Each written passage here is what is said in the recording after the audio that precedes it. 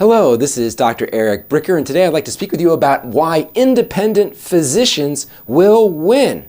Now, independent physicians can provide better patient care, they themselves have more freedom and autonomy, and they can provide patient care at lower cost. Now, conversely, the majority of doctors in America are actually employed by hospitals and private equity firms and insurance companies.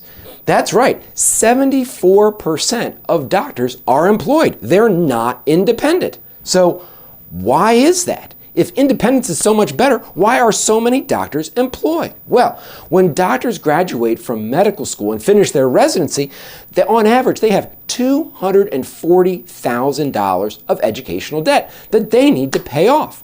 And it's really hard for them to acquire patients, and it's also really hard for them to get paid by insurance companies. And so as a result, they join hospitals and private equity firms and insurance companies so they can get patients and be able to be paid reasonably and then be able to pay back that debt, which is accruing interest.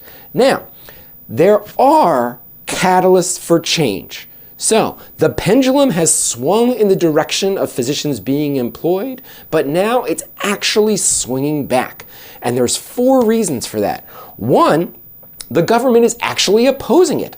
So there are acquisitions of physician practices that the government is actively opposing and going against, both at the federal and the state level. 2, physicians are burnt out. There is incredible job dissatisfaction when they are employed by a hospital or a private equity firm or an insurance company. They don't like it.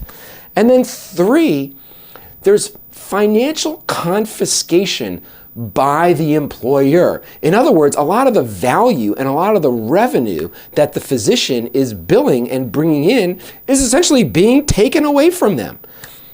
And then finally, 4th, there's a lot of new technology that frankly allows for much more effective revenue cycle management, in other words, billing and getting paid, and also that decrease the cost of administration. But a lot of this new technology, frankly, isn't adopted by these employers of physicians because they're such large organizations that they kind of stick with their old systems. So, what is a model or a framework for being independent? Well, one is to have skin in the game, not only for yourself as a physician, but also for your nurses and the other employees that work at the independent practice as well. And the structure for that skin in the game is referred to as an ESOP, an employee share ownership program. Now, that provides financial alignment such that you have all the physicians and the nurses and all the other employees working in the same direction for the good of the patients and the good of the practice. Now, there's a new company called Meroka that's actually helping physician practices form ESOPs, and if you'd like to learn more about them, then see the link in the video description below. Thank you for watching.